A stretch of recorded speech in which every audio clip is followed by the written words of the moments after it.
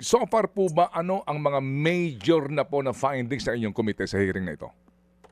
Ang pinaka-major na findings na nakita natin is that laganap talaga ang illicit cigarettes o ang mga sigarilyong hindi nagbabayad ng buwis.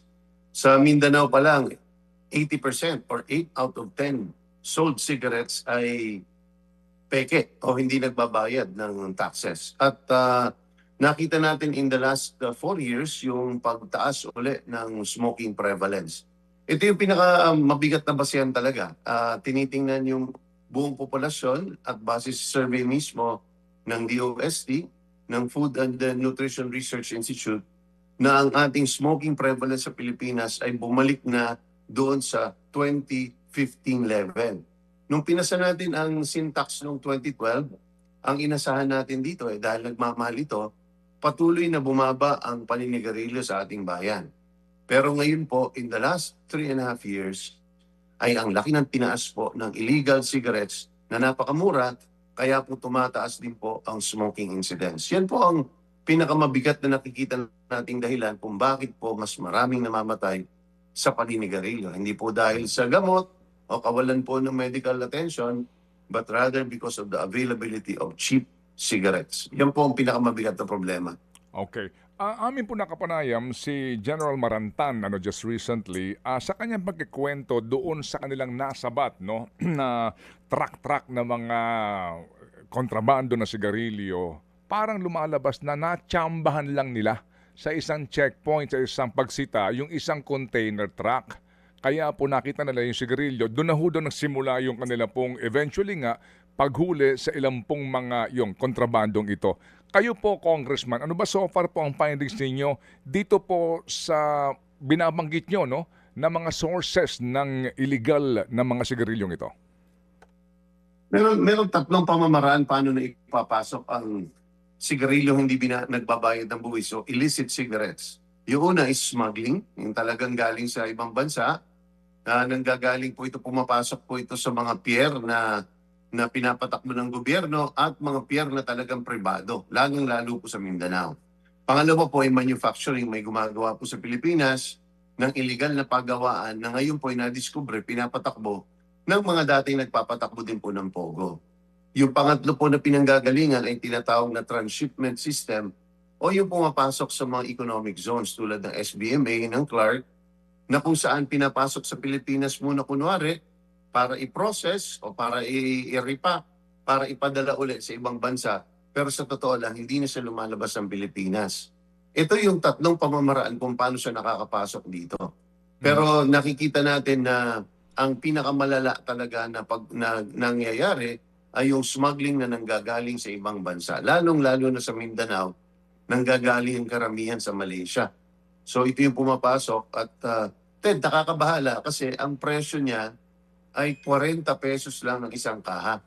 Samantalang yung nagbabayad ng buwis ay 200 pesos yung isang kaha. Malinaw na malinaw doon pala sa presyo na hindi nagbabayad ng buwis because ang tax itself on impact is already 66 pesos.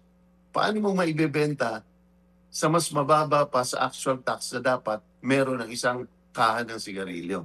So ito yung laganap talaga. So tama yung sinabi ni General Marantan, yung mga nahuli nila were smuggled. Meron din silang nahuli kasama ng Bureau of Customs o pinangunahan ng Bureau of Customs yung manufacturing naman po na nangyayari po dyan sa Pampanga. Nakakabahala talaga.